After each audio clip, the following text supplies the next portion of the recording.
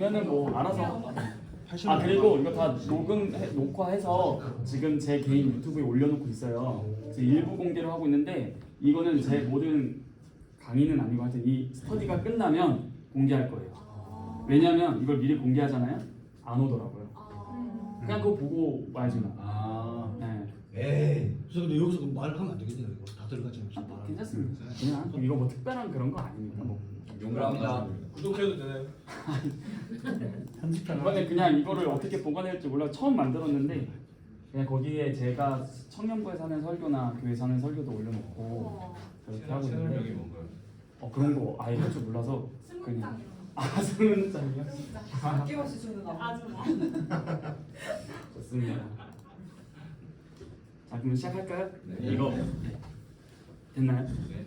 네 알겠습니다. 자 오늘 제 2주일 3에서 5문입니다. 그리고 저번 주에 했던 건 서론이고요. 오늘부터가 제 1부 들어가는 겁니다. 우리의 죄와 비참함에 관하여가 1부의 주제입니다. 제가 3문 읽으면 답 읽어주시고 4문 읽으면 답 읽어주시고 다들 아시죠? 네. 3문 읽겠습니다. 당신의 죄와 비참함을 어디에서 압니까? 하나님의 율법에서 나의 죄와 비참함을 압니다. 하나님의 율법이 우리에게 요구하는 것은 무엇입니까? 그리스도는 마태복음 22장에서 이렇게 요약하여 가르치십니다. 내 마음을 다하고 목숨을 다하고 뜻을 다하여 주 너의 하나님을 사랑하라 하셨으니 이것이 크고 첫째 되는 계명이요 둘째는 그와 같으니 내 이웃을 내 몸과 같이 사랑하라 하셨으니 이 두 계명이 온 율법과 선지자의 강령이니라. 당신은 이 모든 것을 온전히 지킬 수 있습니까? 아닙니다. 나에게는 본성적으로 하나님과 이웃을 미워하는 성향이 있습니다. 네, 기도하겠습니다. 거룩하신 우리 아버지 하나님 감사합니다. 주님, 저희가 이 자리에 모여서 짧은 시간이겠지만 위대한 주님의 종들이 작성한 이 신앙고백서에 대해서 연구하고 공부하여 저희에게 맡겨주신 교회에서 잘 전하기를 원합니다. 하나님, 저희가 말씀을 전하는 것에 있어서 다른 사변적인 것을 말하라고 저희를 세우신 거 아닙니다. 그러므로 주님, 저희는 두렵고 떨림으로 주님께서 성경을 통해 우리에게 무엇을 말씀하셨는지를 배우고 돌아보고 그것대로 실천하며 강단에 서기를 원합니다. 그러므로 이 시간 주님, 저희의 죄와 비참함에 대해서 드디어 배웁니다. 다른 사람이 아니라 나의 죄와 비참함 때문에 예수님께서 돌아가셨다는 사실을 생각할 때 이 사실은 단순히 가르치기 위함이 아니라 내가 먼저 가르침을 받기 위함이라고 생각됩니다. 하나님, 이 시간도 함께하여 주셔서 성령 하나님 깨닫게 하여 주시기를 구합니다. 저희와 동행하소서. 이 모든 말씀은 살아서 역사하시는 우리 주 예수 그리스도의 이름으로 기도합니다. 아멘. 네, 일단 이 그림은 자연스럽게 하면서 하도록 하고요. 자, 서론입니다. 제 2주일은 총 3부로 구성된 이 요리문답 제 1부에 해당됩니다. 그러니까 3문, 4문, 5문 이 2주일은 요리문답은 제 3부로 구성되어 있는데 오늘 2주일 1부가 죄와 비참함, 우리의 죄와 비참함에 관하여입니다. 3문의 질문의 의도가 뭘까요? 죄의 결과로 비참함이 들어왔기 때문에 이렇게 묻습니다. 그러니까 당신의 죄를 어디에서 압니까? 만 물으면 비참함을 빼고 당신의 죄를 어디에서 압니까? 라고 묻게 되면 비참함은 빼놓고 죄에 대해서 추상적으로 대답할 가능성이 있고 반대로 당신의 비참함은 어디서 합니까? 그러니까 죄를 빼놓고 비참함에 대해서만 물으면은 죄를 빼놓고 자신의 비참한 어려운 사정만을 이야기하기가 되게 쉽습니다. 그러므로 3문에서는 죄와 비참함을 묶어서 질문하는 아주 좋은 질문이고 좋은 대답을 기대하게 만들죠. 그렇죠? 그러므로 사람들은 비참함이라는 주제를 꺼내면 대체로 어떤 비참함을 생각하죠? 여러분들은 어떤 비참함을 생각하세요? 비참함 하면 힘든 얘기 겪었어요. 개인적 비참함이죠. 또 어떤 비참함이 있죠? 그것도 개인적 비참함이죠. 또 일본에 침략당했다. 아, 전쟁이죠. 그걸 뭐라 하죠? 사회적 비참함. 사회적 비참함 또 뭐 있으세요? 기근, 전쟁, 질병, 여러 가지 것들. 그렇죠. 이런 사회적 비참함을 이야기가 하기 쉬운데요.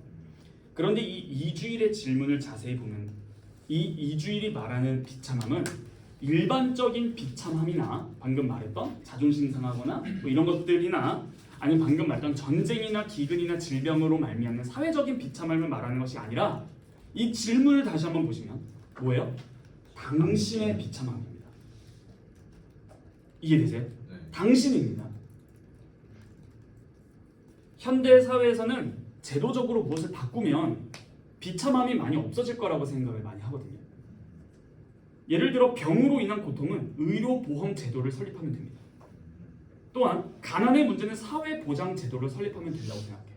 그렇게 하면 어느 정도 그 비참함이 해결이 된다고 생각을 하죠.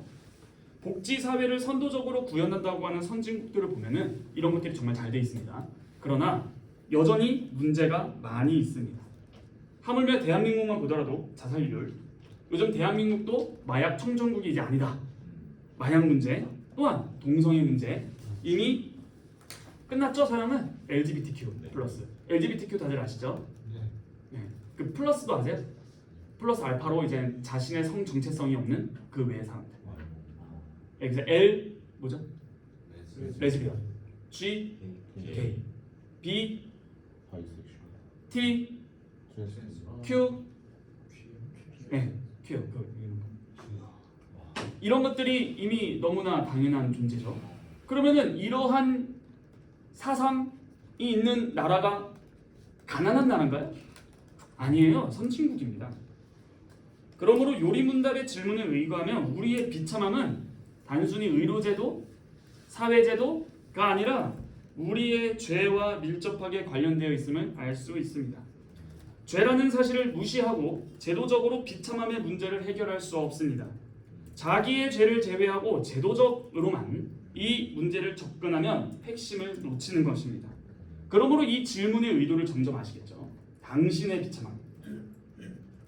정부의 영향력을 행사하려는 기독교인들 또한 변화된 사회를 위해서는 내적으로 변화된 사람들이 필요하다는 것을 반드시 기억해야 됩니다.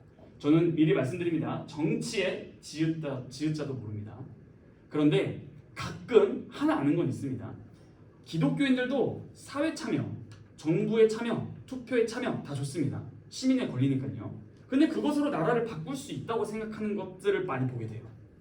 그러므로 이런 정당을 찍지 않으면 망한다. 이런 표현들 많이 있죠. 전 진짜 다시 한번 말씀드려요. 정치 모릅니다.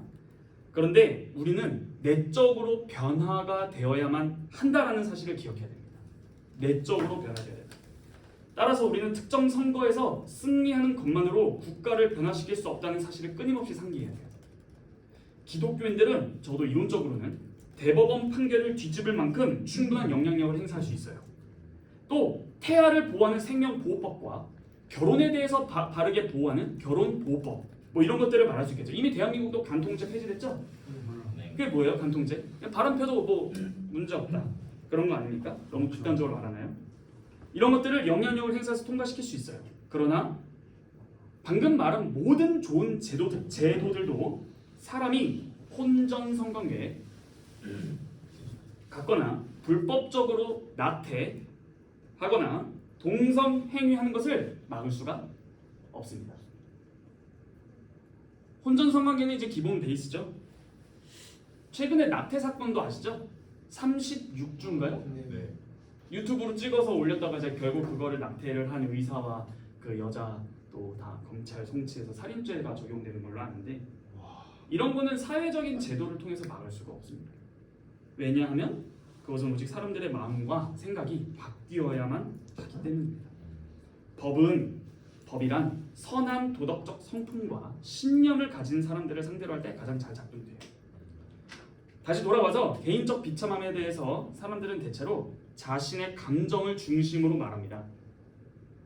비참함을 감정적인 것으로 생각하고 말하는 거예요. 그런데 산문은 뭐라고 질문하냐면 당신의 비참함을 느낍니까? 하고서 묻지 않고 당신의 비참함을 어디에서 압니까? 라고 묻는 것도 굉장히 신기한 부분이에요. 비참함을 아는 것과 관련시켜서 말하고 있어요. 느끼는 게 아니라. 그렇죠? 즉 주관적인 느낌을 묻지 않고 객관적인 사실을 묻고 있습니다. 산문은 평범한 질문 같지만 사실 범상치 않은 질문인 것을 알 수 있는 거예요. 당신의 비참함에 대해서 요즘 사람들처럼 제도적 비참함을 묻지 않고 또한 압니까? 라는 말을 통해서 감정적으로 생각하지 않고 객관적으로 생각하는데 그럼 그 객관을 어디다 둔다는 거예요?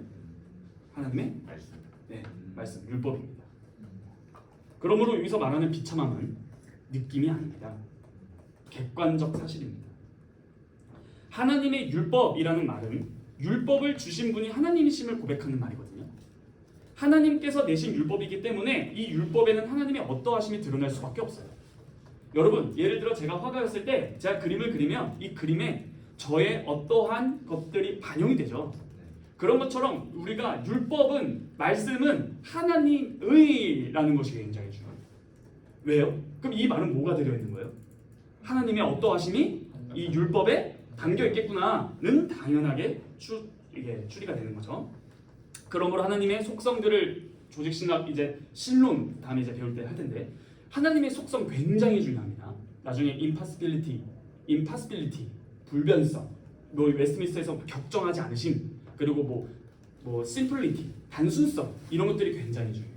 미리 하나 말씀드릴까? 단순성, 그냥 살짝만. 단순함의 반대가 뭐예요? 단순, 복잡. 네, 복잡. 근데 이게 아니에요. 야, 너 왜 이렇게 단순해? 이 단순함이 아닙니다. 복잡성과 단순성의 핵심은요. 복잡성은 무엇인가에 의존하는 거예요. 단순성은 그냥 그것 자체.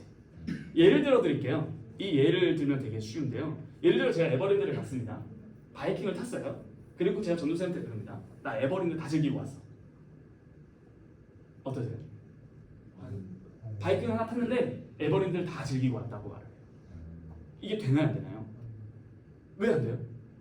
다른 것들도 네, 에버랜드를 구성하는 요소들이 있죠. 그런데 바이킹을 하나 탔는데 그 에버랜드를 다 경험했다? 그게 말이 안 되는 거예요.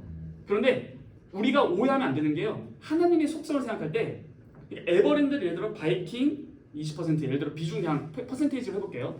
바이킹 20%, 뭐 티익스프레스 20%, 후룸라이드 20% 이렇게 해서 에버랜드를 구성하잖아요. 하나님께서 예를 들어 사랑 20%, 공의 20%, 자비 20% 이렇게 해서 하나님을 구성하는가? 이게 복잡성입니다. 근데 하나님은 단순하다라는 건 뭐예요? 사랑도 100%, 공의도 100%인데 다 100%대 이렇게 말할 수 있는 거예요. 내가 사랑을 경험했는데 하나님 전부를 다 경험했어가 가능합니다. 그러니까 어느 것 하나도 어느 것에 의존해서 하는 것이 아니라 그 자체가 하나님이세요. 예, 이건 신비입니다. 근데 이러한 완전한 하나님의 속성이 무시되지 않고 드러난 곳이 어디일까요? 말씀도 되는데 좀 실천 역사적으로 어떤 사건이 있어요. 일단 배울 거 다 말하셔도 돼요. 다 정답일 것 같긴 한데 중요한 하나님의 속성이 무시되지 않고 결합돼서 일어난 사건. 십자가죠. 어느 속성이 다 일어났어요? 사랑과 공의. 이게 균형이 잡혀요. 어느 것 하나도 무시되지 않아요. 이 사랑과 공의에 대해서 십자가 사건에 대해서 말할 게 너무 많아요. 우리 225 스터디를 많이 하는데 거기 안에서 오늘 좀 이따 설명해 드릴게요.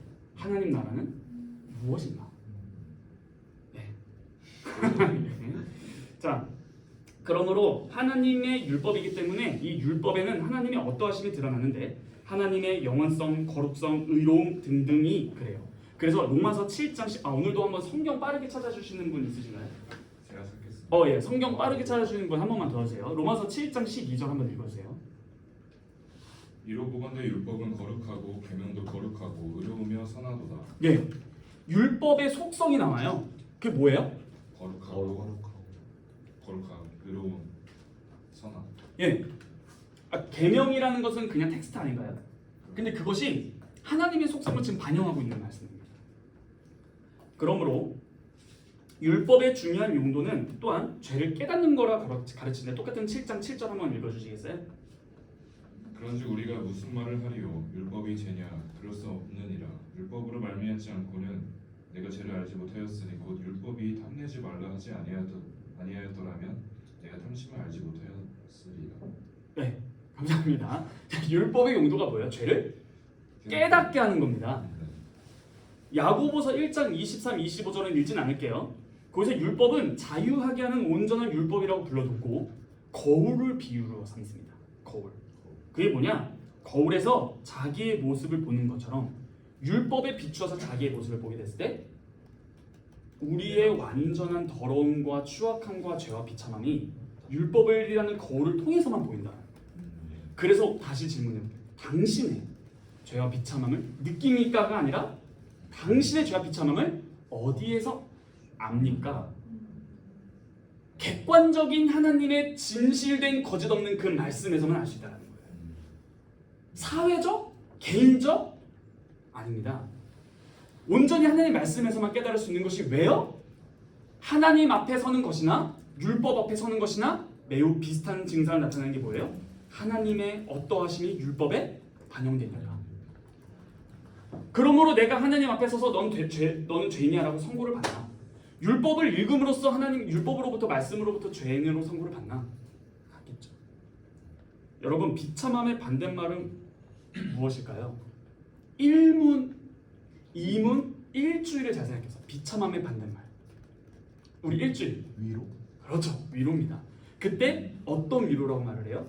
유일한. 그렇죠. 그 유일한 위로는 곧 무슨 위로라고 또 제가 설명했었죠? 유일하기 때문에 전체적인 위로다 라고 분명히 말했습니다. 우리 제가 따로 일주일 영상 촬영이 있거든요. 그거 보내드릴게요. 겐톡으로 보내드리겠습니다. 네, 그래서 저희 단톡방에는 일단은 잠시 나중에 다 올려놓고, 자, 이 위로를 이제 배우는데요. 삼위 하나님께서 베푸신 영원하고 유일한 전체적인 위로를 일주일에서 배웠고, 이제 2주일에서는 그 반대인 죄와 비참함에 대해서 배우는 거예요. 삼위 하나님께서 베푸신 위로를 받은 사람이 다시 하나님 앞에 서서 죄와 비참함에 대해서 생각하는 겁니다. 일주일에서 위로는 전체적이라고 배웠는데 그러면 비참함도 전체적입니다. 그러므로 우리는 이 비참함이라는 것을 부분적으로 따지는 것을 굉장히 경계해야 됩니다. 예를 들어 드릴게요. 야, 내가 다른 건 다 괜찮은데 이 부분이 조금 잘못된 것 같아. 그러나 요리문답에서 말하는 비참함은 죄송하지만 난 이건 괜찮은데 이건 좀 이건 아닙니다. 전적 타락, 전적 부패입니다. 몸과 영혼에서 전체적으로 위로를 갈망하는 사람은 자기 존재 전체가 비참한 상태에 있다고 고백할 것입니다. 성경에서 가르치는 우리의 비참함이라는 것은 우리 존재 자체가, 존재 자체, 따옴표, 존재 자체가 뭐라고요? 비참하게 됐다. 네, 존재 자체가 비참하게 됐다. 네, 감사합니다. 이 비참함은 어떤 성경적 개념을 가지냐면요, 다른 나라로 쫓겨난 사람. 이거 뭐죠? 성경에서 이걸 뭐라 하죠? 두 글자로? 다른 나라로 쫓겨난. 피읍. 피읍. 포로. 자, 그럼 다시 질문. 정답 맞춰서 휴가 아니에요. 왜 포로로 끌려갔나요? 하나님의 말씀에서 떠났어. 예, 불순종 말씀 떠나서 그게 뭐예요? 우리는 그걸 뭐라고 부르죠? 죄라고 부릅니다.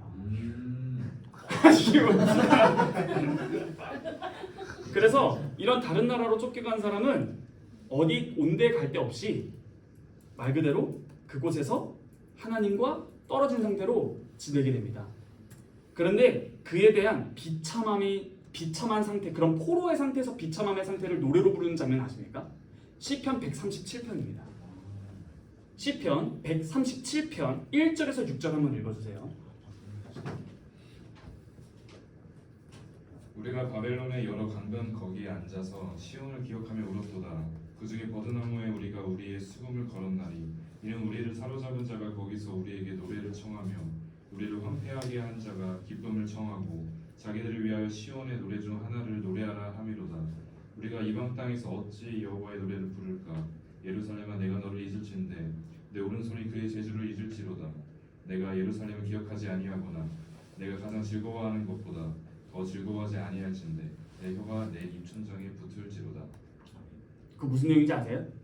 이런 겁니다. 바벨론에 끌려갔죠. 네. 어떻게 하는 거예요? 이스라엘 포로들한테 이거 하면서 야 노래 한 곡 뽑아봐. 지금 그 장면이에요. 야 너네 그 시온 노래 있다며? 한번 해봐. 그러니까 쉽게 뭐야? 야 한번 노래 한번 찬양 한번 해봐. 그때 뭐라 해요? 시인이 불러요? 아니요. 안 부릅니다. 네. 지금 뭐예요? 정말 비참하지 않아요? 포로로 끌려가서 하나님의 이름이 조롱당하면서 하는데 시인이 나 안 부른다. 그래서 검은고를 걸어놓고 우리는 울고 있다. 찬양이 안 돼요. 근데 이러한 포로의 상태로부터의 위로가 뭐예요? 그러면 그 우리가 뭐라 배웠죠? 해방이고 그것을 두 글자로 우리가 잘 하는 거 구속, 구원입니다. 이게 어디서 나왔죠? 이사야서 오늘 좀 잘 오늘 되게 잘하시는데 이사야서 40장 1, 2절 한번 읽어주세요. 우리 이거 했던 겁니다. 이사야서 40장 1, 2절입니다.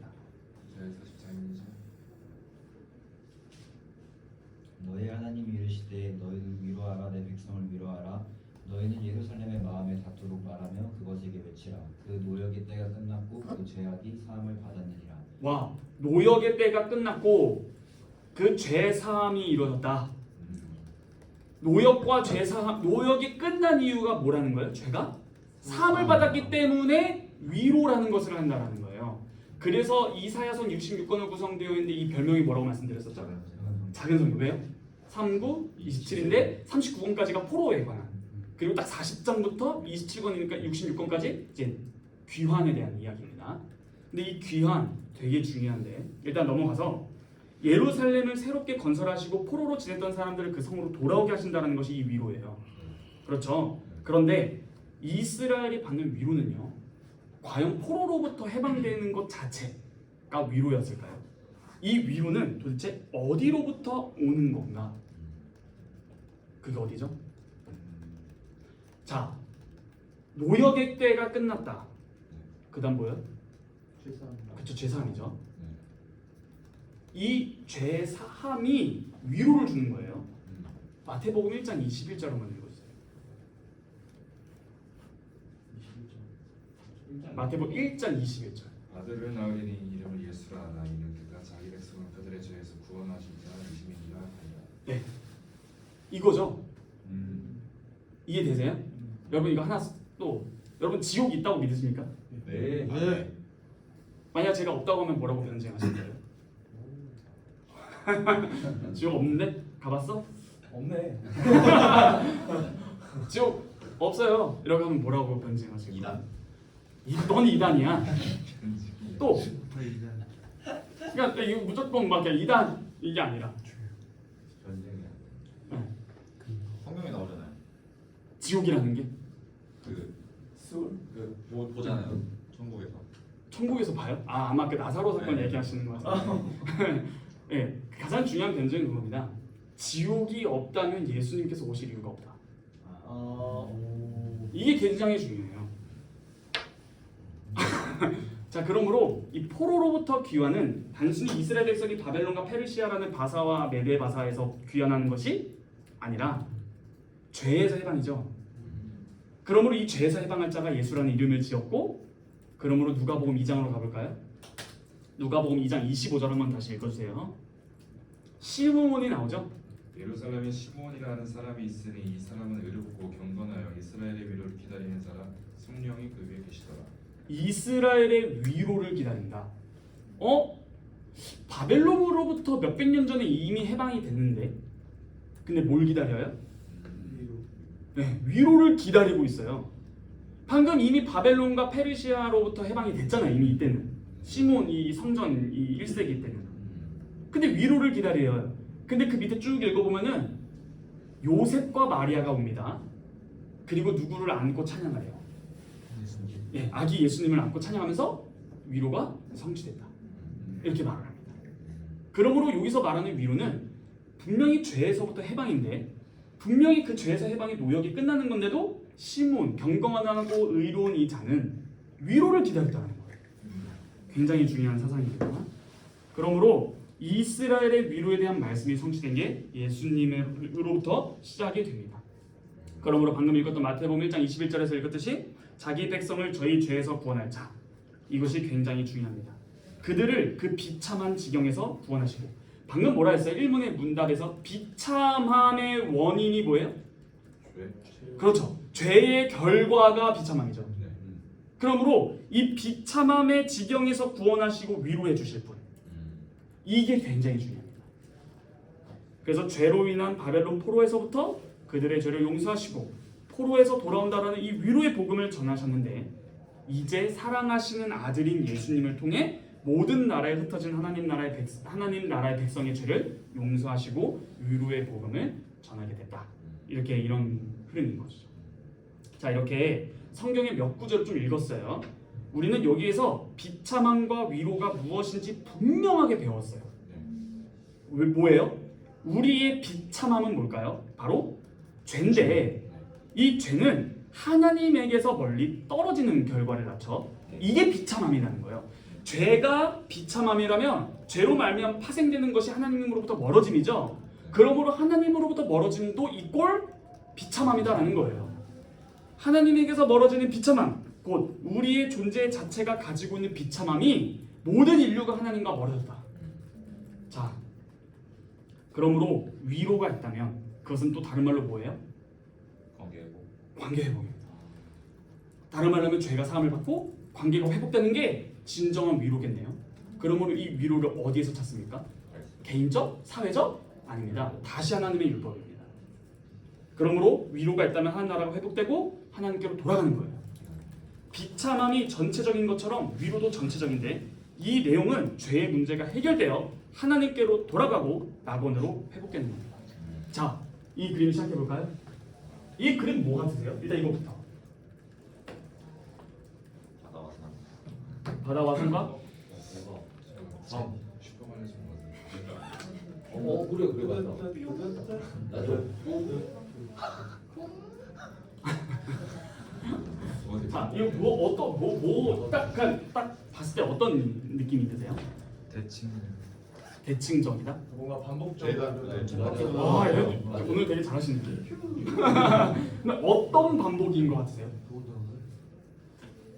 죄 시작과 끝. 그러니까 죄 이런 거 말고 이 그림만 딱 봤을 때, 바다와 산과 네, 바다와 산과 산과 성과 또 바다와, 네, 이게 이스라엘 역사 그림이에요.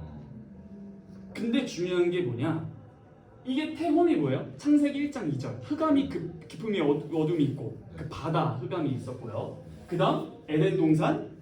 그다음 이제 4장에서 가인이 가죠. 여기서 성경으로 한번 확인해 볼까요? 여러분, 이거 그림이 좀 이상한데 성막 혹은 성전이에요. 다들 몰랐죠? 성막 성전이에요. 비밀 카드입니다. 오징어 게임이죠.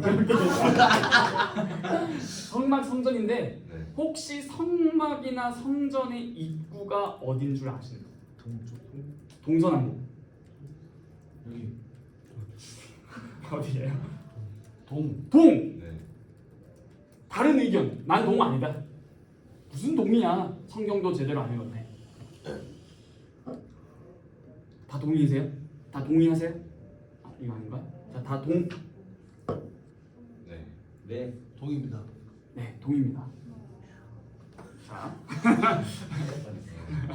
동입니다. 혹여나 북 이러실까봐 남 이러실 혼날 뻔했는데 다행히 여러분들 침묵이 결국 이긴다. 자, 여기가 입구예요. 그렇죠? 근데 하나님의 어디에 거하세요? 하나님이 어디에 거하세요? 네, 지성소. 여기에 거하시죠? 그러면 동쪽으로 간다는 것은 무슨 의미예요? 멀어진. 창세기 봅시다. 성경 한번 보겠습니다. 창세기, 오늘 홍전사님 창세기 3장 24절 읽으세요. 이같이 하나님이 그 사람을 쫓아내시고 에덴 동산 동쪽에 그룹들과 두루 도는 돌칼을 두어 생명나무의 길을 지키게 하시니라. 자, 이거죠? 네. 오. 야. 자, 에덴 동산인데요. 쫓아내세요. 어디로? 동쪽으로. 그러므로 제가 학부 때 썼던 논문 에덴 동산과 성전의 유사성.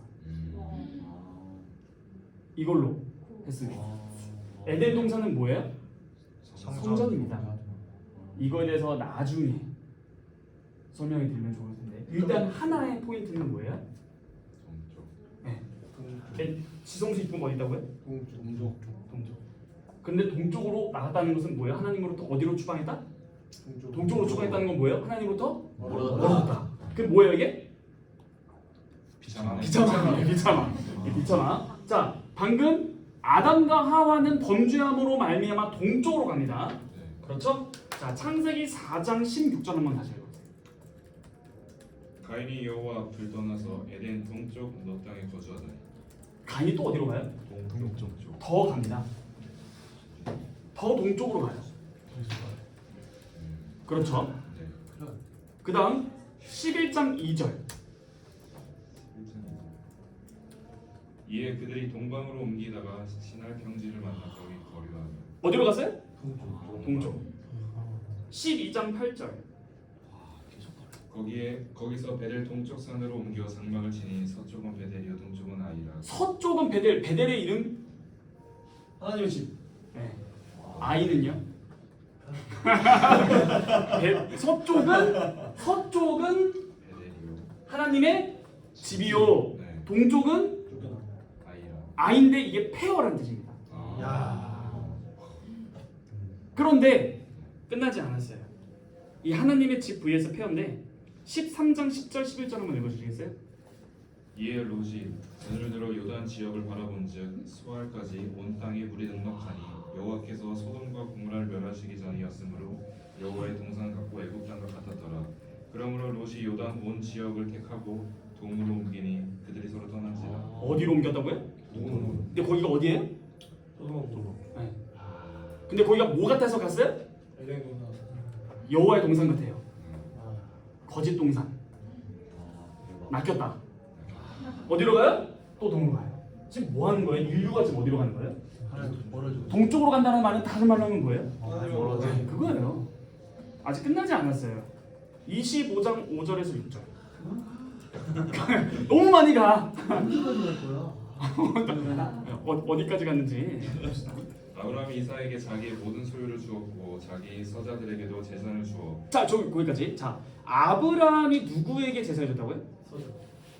이삭에게 재물을 줬어요. 또 서자들에게, 다른 자녀들에게도 줬어요. 그다음 읽어주세요.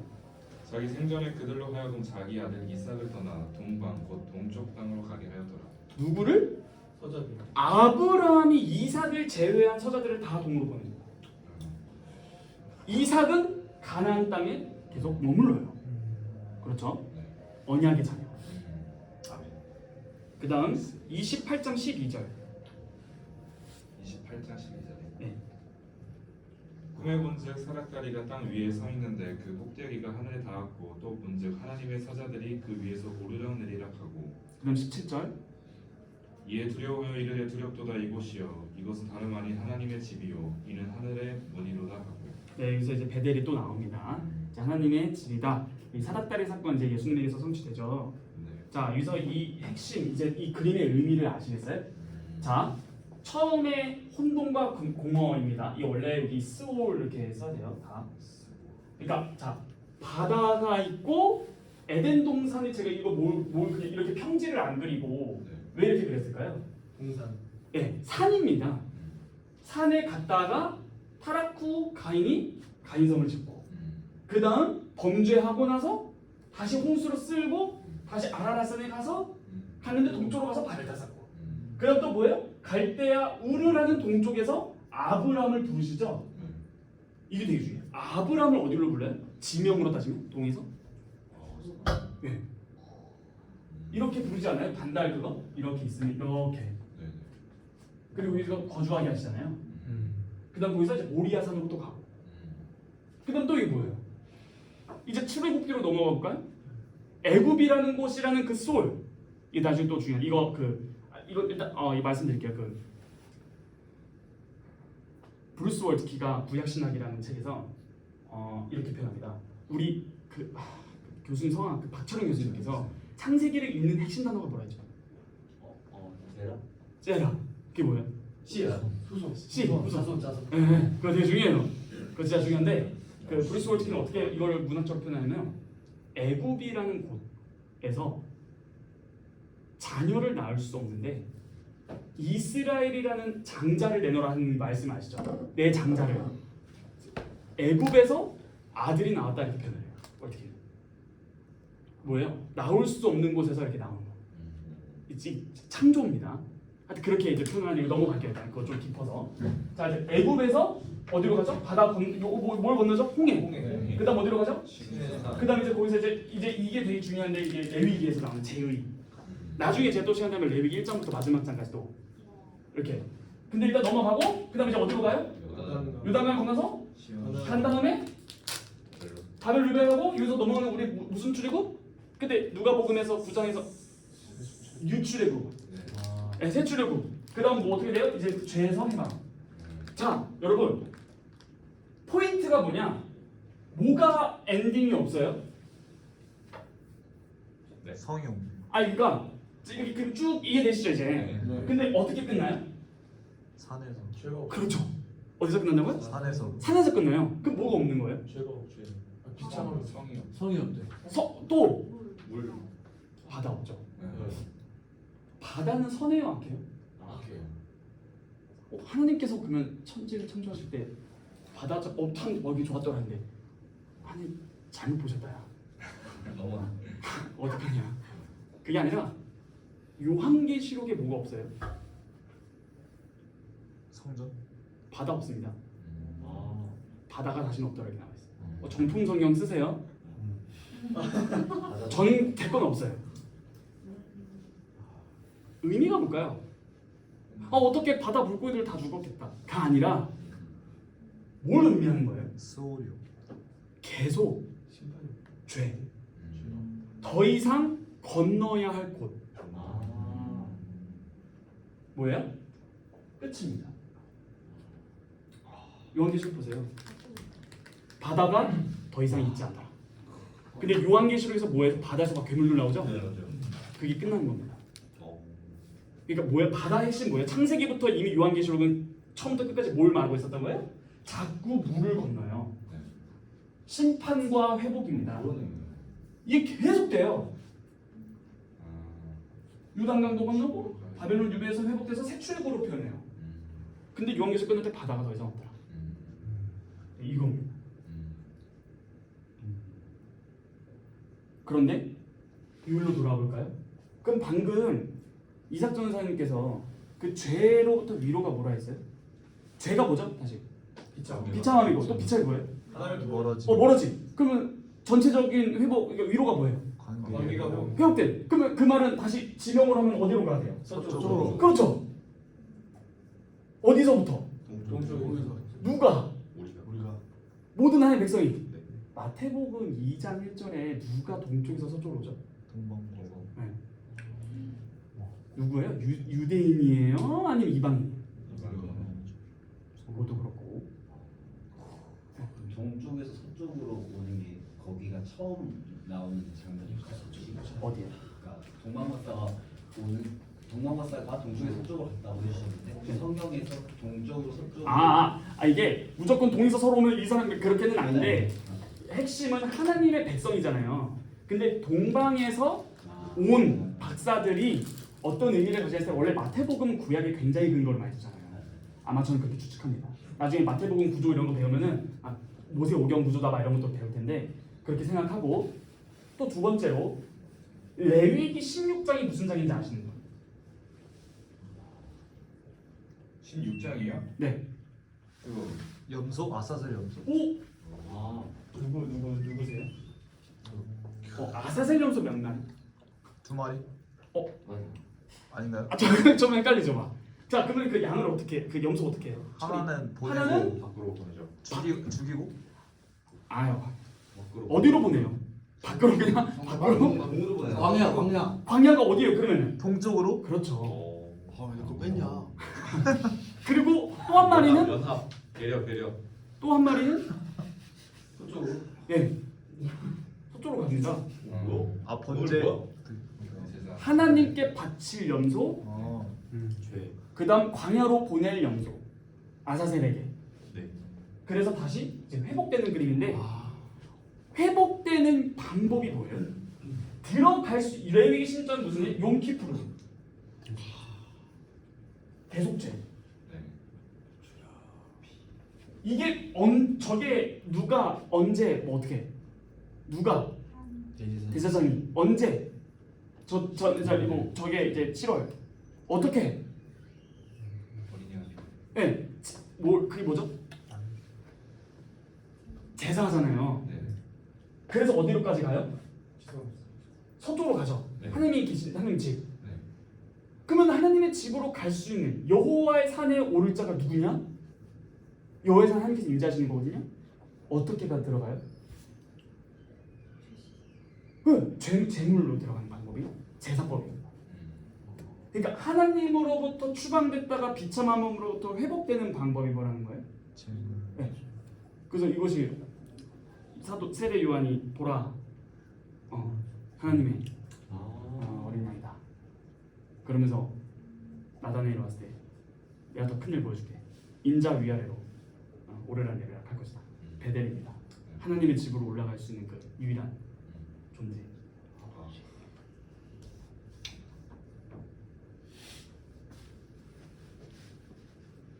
여기서 설교 되게 완성됐어요. 여기서 아직 안 끝났습니다. 출애굽기를 한번 봐볼까요? 출애굽기 1장이거든요.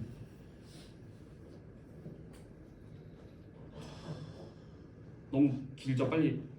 좋아요. 시간 가는지 모르겠어.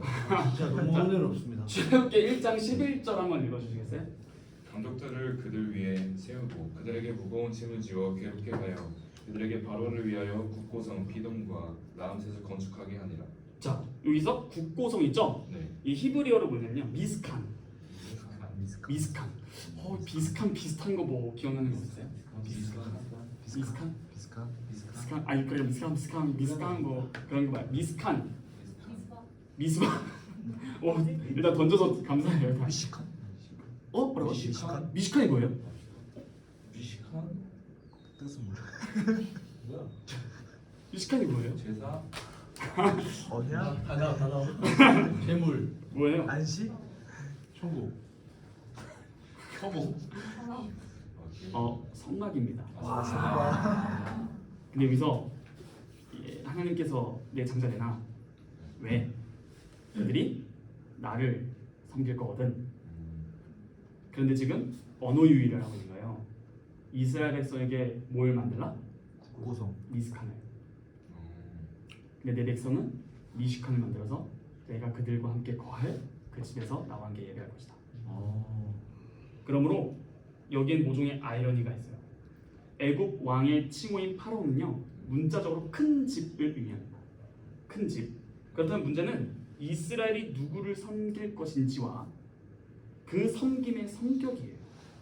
이스라엘은 노예의 집에서 파라오를 섬길 것인가?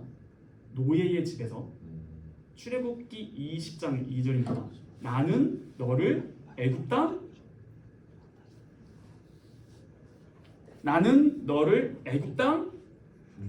종 되었던 집에서. 나는 너를 애굽 땅 종 되었던 집에서. 네. 이스라엘은 노예의 집에서 파라오를 섬길 것인가? 아니면 하나님의 집에서 여호와께 예배드릴 것인가? 이 갈림길이 우리가 창세기에서 이 추적했던 이 내러티브 구도와 신학에 있어서 근본적이에요. 하나님의 집에서 하나님을 섬길 것인가? 노예의 집에서 파라오를 섬길 것인가? 이스라엘은 하나님의 집에서 하나님과 함께 살고 싶은 생각이 간절한가? 아니면 하나님의 백성 오히려 사람의 도시 미스칸을 건설하고 싶어하는가? 애굽 제국의 건축물에 투영되어 있는 가인성을 그리고 바레탑은 성막 제의를 통한 에덴으로의 귀환을 기다리는 것과 대비됩니다. 자기네들의 도성을 동쪽으로 가서 섬길 것인가? 세울 것인가? 아니면 이 하나님의 집에 섬길 것인가? 그렇죠. 자, 이 정도까지 하고 다시 신앙고백. 다들 너무 힘이 빠지신 것 같은데 다시 은혜 하고 있어. 은혜. 네. 다시 이제 3분으로 돌아와서 이제 이 그림은 어느 정도 됐죠? 네. 네. 이게 죄와 비참함으로부터 이제 회복이고 계시록을 나중에 한번 봐보세요. 바다가 없습니다. 그리고 이제 이 동쪽으로라는 이 문과 이제 에덴 동산에서 동쪽으로 가는 그리고 실제로 이 그룹이 있죠. 네. 여기에 그뭐 여기 이렇게 하나 둘 셋 있죠. 휘장. 네. 그때 이 휘장 지성소 휘장에는 그룹을 수놓거든요. 그래서 이것을 의미해요. 이해되시죠? 하여튼 이런 의미가 그리고 실제로 이 물두멍이죠. 네. 재단이죠. 네. 이거를 성경에서 물두멍을 바다라고 말합니다. 이거 땅이란 말이에요. 이 안에 들어가면 뭐 있어요? 성소 안에 들어가면 여기 뭐 있어요? 남쪽 들어가서 서쪽. 7 등잔대. 여기 북쪽은요? 진설병 몇 개? 12개. 몇 개씩? 6개씩. 이렇게. 그 다음에 여기 뭐 있어요? 지성소 앞에 여기? 향단. 안에 들어가면 뭐 있어요? 지금 약간 유치부 하는 것 같아서. 아, 수요 잘못 정품 사세요. 자, 정품에 이렇게 나왔어요. 그런데 이 그거 아세요? 지금 제가 뭐라 했어요? 에덴 동산과 성막의 유사성이죠. 저는 이 에덴 동산을 성막으로 주장하는 거거든요. 아, 네. 그런데 여러분 그 창조 순서 외우는 방법 아시죠? 네. 1, 2, 3, 4, 5, 6인데 대칭되죠 이렇게. 네. 첫째 날 뭐예요? 빛. 그다음 동창. 하늘 하늘과 땅. 바다. 그다음 문. 살 뭐예요 그러면? 해야 되나? 해야다. 그리고 좀 바다- 하늘새와 바닷물 그다음 동물. 좀 나무와 동물. 사마다. 이게 대비되잖아요. 그런데 빛이 있으라. 이 빛이 오르. 죠? 근데 광명체를 뭐라 하죠? 마오르. 7 등잔대 빛이 뭐라는 줄 아세요? 등불? 마오르. 뭐예요? 이 합자들은 7개죠? 그 뭐지? 그 광명체 오르. 그럼 이 안에가 지금 뭐라는 거예요? 오르가 어디에 있어요? 마오르 어디 있어요? 우주. 우주 말고 라키아 이 궁창 하늘. 자 이게 뭐라고 해요 방금이? 바다 땅. 근데 이게 뭐라고요? 이게 하늘이죠. 실제로 이 그 만드는 방법 보면은 이게 덮잖아요 막. 근데 이게 원래 처음에 덮을 때 이거 2개로 연결해요. 여기 이렇게 근골이 50개가 들어가요. 그럼 안으로. 그럼 아무도 빛이 안 들어오잖아요. 그럼 이게 딱 들어가면은 마치 제사장들은 뭘 보는 것 같아요? 별들. 왼쪽에는 이제 막 빛 광명체가 떠 있고. 이 지금 뭐야? 가시적 하늘. 땅. 그다음 여기 안에 뭐예요? 이제 하나님의 계시는 제3층천이라고도 부르지 하나님의 임재 장소. 이 구조가 우주입니다. 그러니까 성막 성전은 소우주. 이거는 거대한 성전. 그래서 실제로 요한계시록이 엔딩을 할 때 요한계시록의 크기가 나와요. 천사가 자로 재요. 어떻게 나오는지 아세요? 길이? 크기? 네? 정사각형.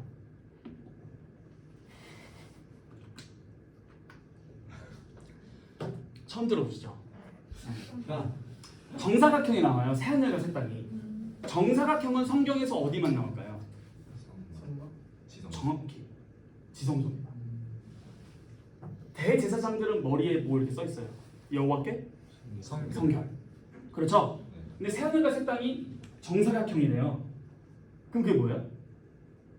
지성 하나님 계신. 지성소예요. 지성소에 누구만 들어갈 수 있어요? 근데 우리가 어떻게 되는 거예요? 들어가죠.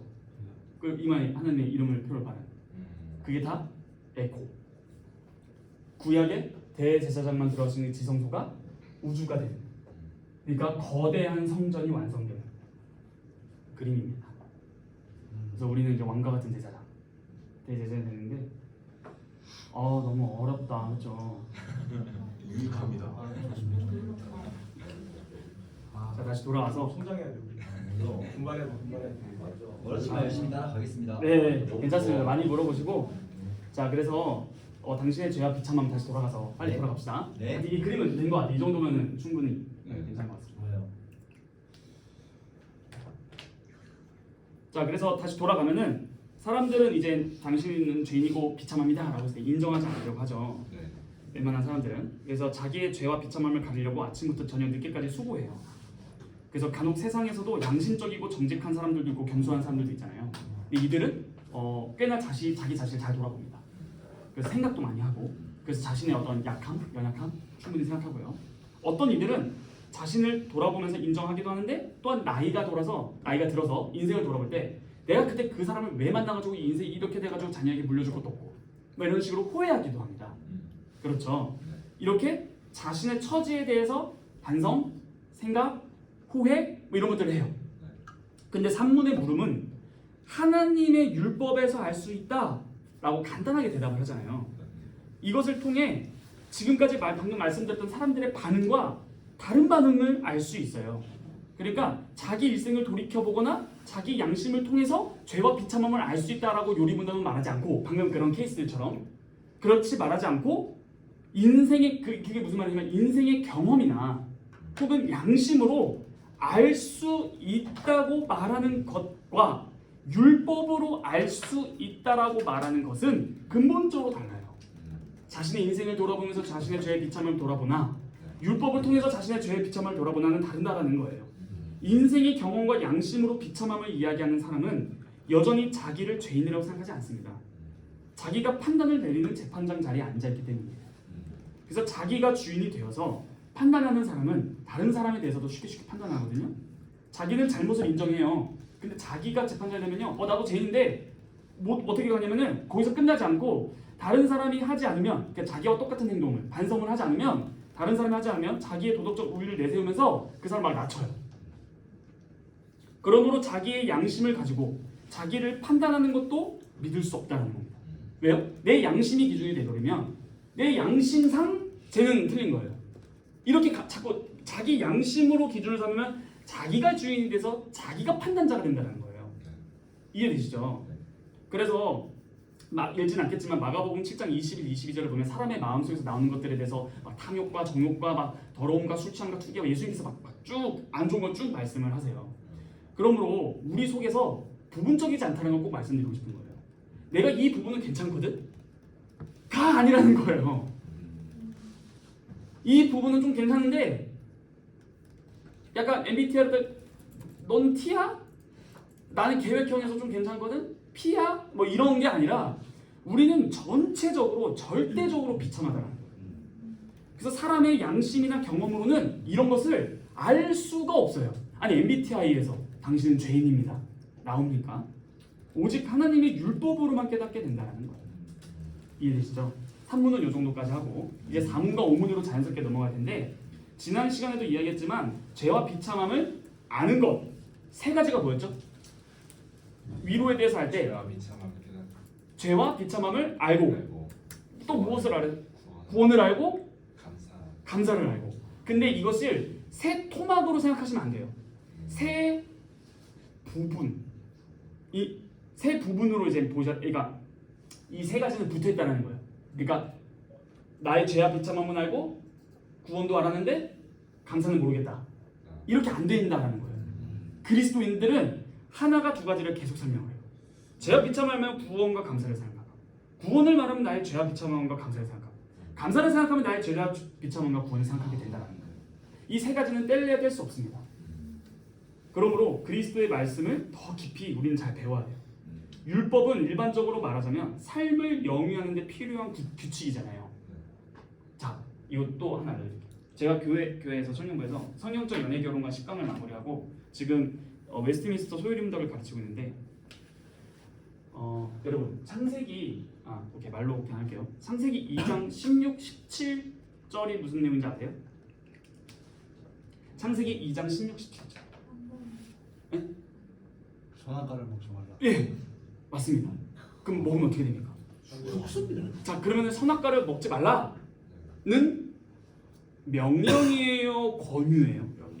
명령이죠. 그러면 명령을 하는 사람과 아담은 뭐예요? 그러면 받는 사람이면 어떻게 해야 되는 거예요? 따라줘. 네, 순종하는 거죠. 근데 여러분 이 순종, 하나님의 명령의 크기가 얼마나 커요? 질문을 바꿔볼게요. 우리 재능 전사님, 제가 어머니 할게요. 아버지 하겠습니다. 성 정체성으로 인해서. 네. 아들아, 밥 먹어라. 근데 전사님이 싫어요. 했어요. 그럼 아버지가 어떻게 해요? 어떻게 해요? 그래? 예. 자, 그러면은 만약 그래라 했다면은 아버지께서 명령을 하고 불순종을 했는데 이 명령의 크기가 아버지의 크기는 얼마나 크냐면 그거를 불순종해도 괜찮다라는 그게 아버지의 명령의 크기예요. 이해되시죠? 자, 그러면은 하나님께서 명령을 했습니다. 선악과 명령이에요. 근데 그걸 순종을 안 했어요. 그럼 이 하나님의 명령의 크기가 순종했다 안 했다 얼마나 큰 거예요? 반드시 죽는. 예, 죽음입니다. 그러니까 하나님의 명령을 지키느냐 안 지키느냐는 순종하느냐 안 하느냐는 했냐 안 했냐가 아니라 크기가 얼마나냐는 것을 염두에 둔다면 죽음이라는 거예요. 자, 그런데 이 16, 17장에서 하나님이 명령을 하신 다음에 18장에 뭐가 나오는지 아세요? 돕는 배필이 나와요.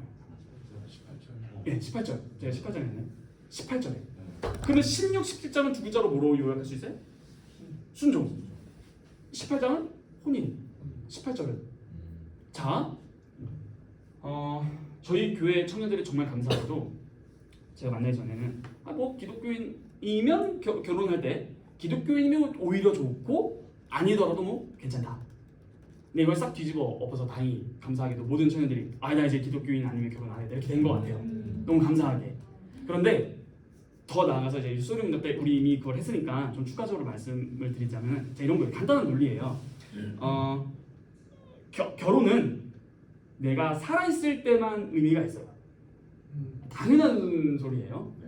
내가 살아있을 동안만 결혼은 의미가 있는 거예요. 결혼은 행복하려고 하는 걸까요? 아니. 자, 결혼을 하면 행복은 따라옵니다. 스위트홈 만드세요. 그런데 결혼은 내가 살아있을 때만 유지가 된다는 생각을 한다면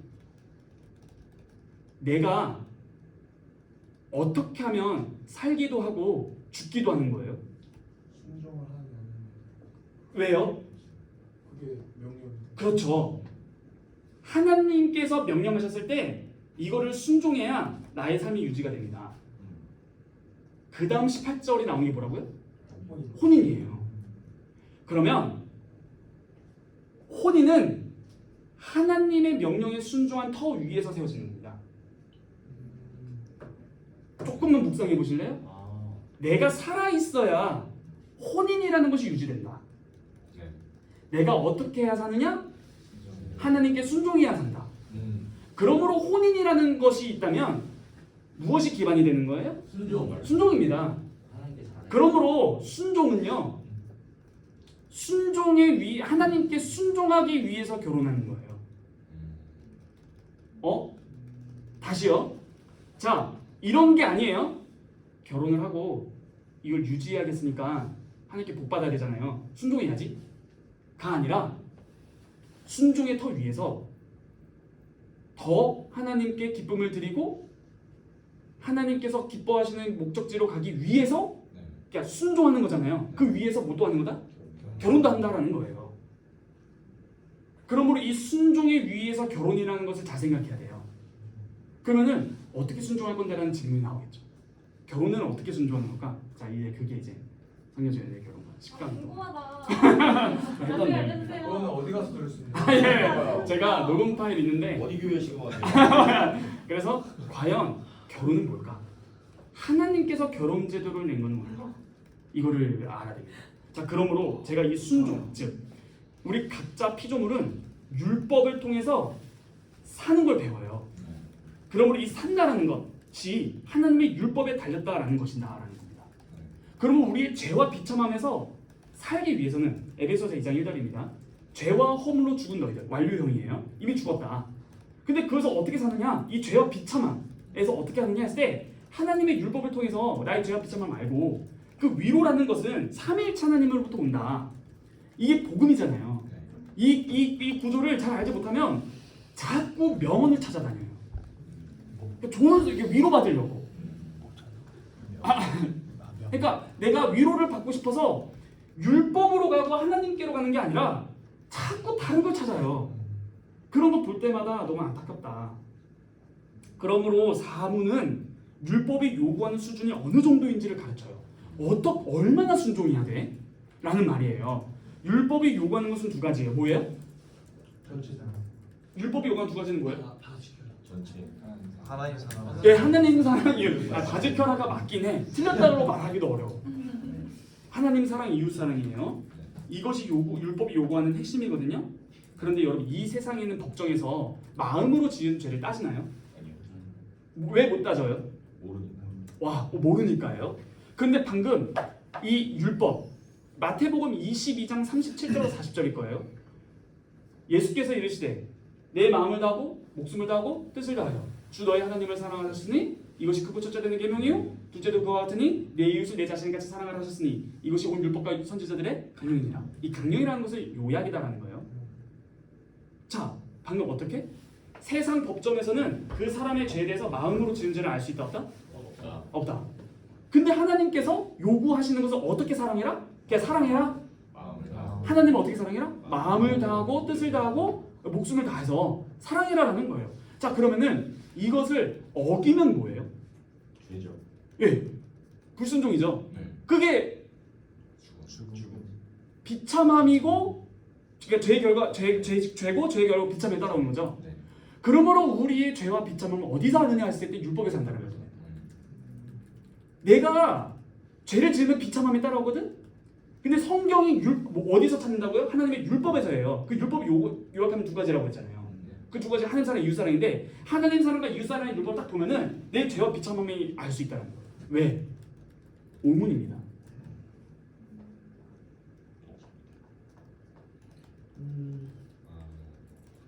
왜요? 뭐라 나와 있어요? 온전히 지킬 수 하나님과 예수 같은 본성적으로. 뭐라고요? 다시. 본성적으로. 하나님과 이웃. 이웃을 미워하는. 미워하는 성향이 네. 본성적으로 있다. 아, 주. 그런데 방금 하나님의 율법의 요구 나의 뭐예요? 하나님을 마음과 뜻과 정성을 다하여 사랑하고 이웃을 내 몸같이 사랑을 했는데 내 본성과 성향은 미워한다니까요. 그렇죠. 그러므로 나의 죄를 어디서 하는 거예요? 율법에서 한다는 거예요. 이 율법을 안다는 건 성경 측에서 말한다는 말도 되지만 그 율법이 요구하는 게 뭐라고요? 사랑인데 나는 그렇지 못하잖아. 아버지. 그런데 바리새인들은 마치 세상 판사들처럼 성경을 해석하기 시작합니다. 어떻게? 문자적으로 살인하지 않으면 살인죄가 아니고, 그러니까 칼로 푹 찌르고 총으로 탕 쏴서 죽이지만 않으면 또 그래서 예수님께 욕 뒤지게 먹은 게 뭐예요? 고르반. 너희들은 5계명 뭐라 써있디? 부모를 공경하는데요. 부모 공경했어? 아니 고르반 했는데 하나님께 드려서 부모님께 드릴 거 없습니다. 그러니까 사람의 계명으로 하나님 계명을 폐하는 거다. 이렇게 말을 하잖아요. 그런데 주님께서는 문자적으로 드러난 살인자만이 아니라 산상순에서 모도살인자라고 하시죠? 마음으로 미워한. 예, 그 인격을 모독하거나 또한 간음죄가 뭐예요? 다른 상간하거나 이렇게 말 그대로 부인을 떠나서 혹은 남편을 떠나서 다른 이성과 관계를 맺을 때 근데 예수님께서는 그렇게만 간음죄라고 하셨나요? 그죠? 마음으로 음욕을 품어도 간음이다. 자, 지금 어떤 걸 지금 지적하고 있는 거예요? 드러난 죄가 아니에요.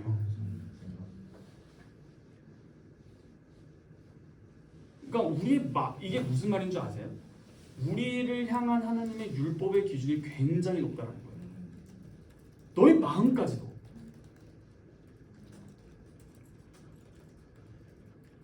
그런데 이 사문에서 중요하게 생각할 표현이 잠깐만 하나 더 있어요. 그게 뭐냐면 둘째든 그와 같으니. 근데 그와 같으니에서 이 그는 뭐예요? 그게 무슨 계명? 첫째 계명. 그러면 그와 같으니 했을 때 이 첫째 계명은 바로 그와 같으니 했을 때 그잖아요. 네.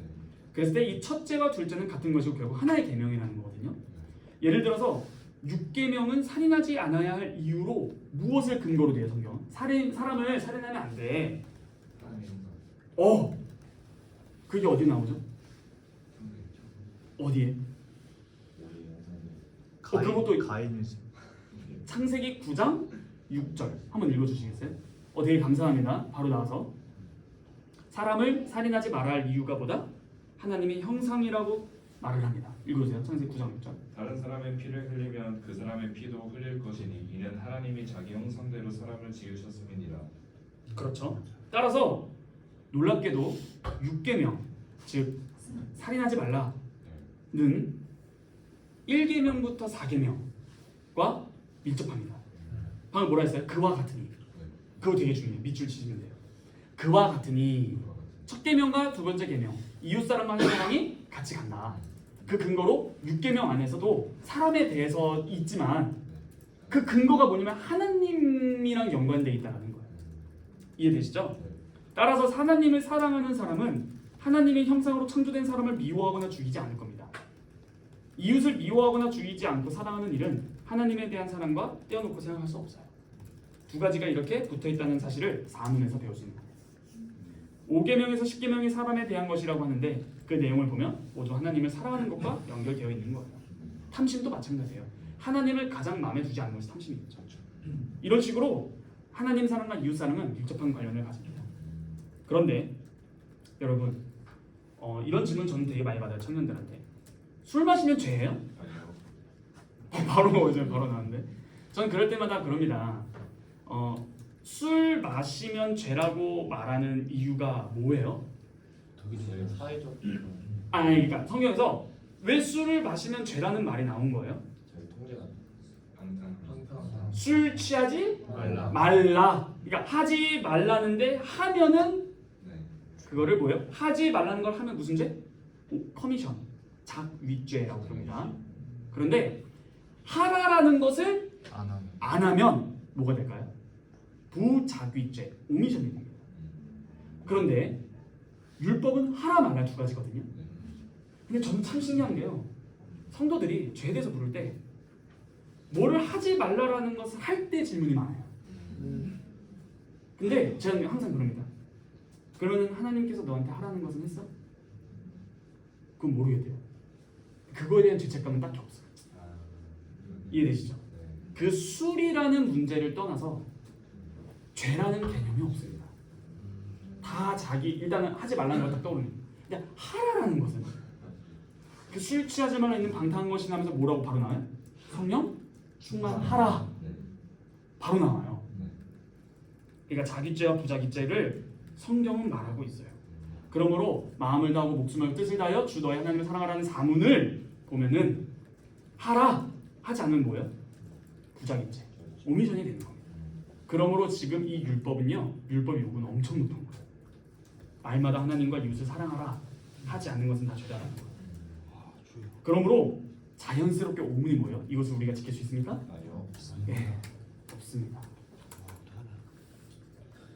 그래서 하나님을 전심으로 사랑해야 되는데 우리는 사랑하지 않고 오히려 미워합니다. 하나님과 이웃을 사랑하라는 계명에서 우리는 하나님과 이웃을 사랑하지 않고 오히려 미워하였음을 이제 깨닫게 되는 거죠. 자기의 성품과 힘과 뜻을 다해 하나님을 사랑하지 않는 죄라고 가르치는데 세상에서 이것을 행할 수 있는 사람은 하나도 없습니다. 우리는 모두 마땅히 사랑해야 할 하나님을 사랑하지 않은 죄를 범하였습니다. 또한 이웃을 나의 몸과 같이 사랑하라 하셨는데 우리는 그렇게 하지 않았습니다. 이웃을 사랑해도 자기를 사랑해서 한 것입니다. 따라서 엄격히 말하면 이웃을 미워하는 것이죠. 왜요? 이웃을 수단으로 이용했기 때문에. 하나님의 율법의 높은 수준에서 보면 우리의 죄는 숨길 수가 없습니다. 이런 말을 하면요 꼭 질문합니다. 왜 교회에서는 죄를 이렇게 심각하게 가르치는가? 아무도 지킬 수 없는 율법을 그럼 왜 가르치는데? 왜 사람의 길을 죽여? 죄 의식을 심어주면 누가 현실에서 발붙이고 사는가? 못해도 잘한다고 위로해줘야지 이 세상을 헤쳐나갈 수 있는 거 아닌가? 그렇게 최고의 수준 이루지 못하는 것이 죄라고 하면 도대체 뭐 어떻게 살아가는 거야? 이런 질문이 있을 수 있죠. 이 질문이 나오는 이유는 율법의 높은 수준을 깨달은 거예요. 너무 높다. 이러한 질문에 대한 답은 뭘까요?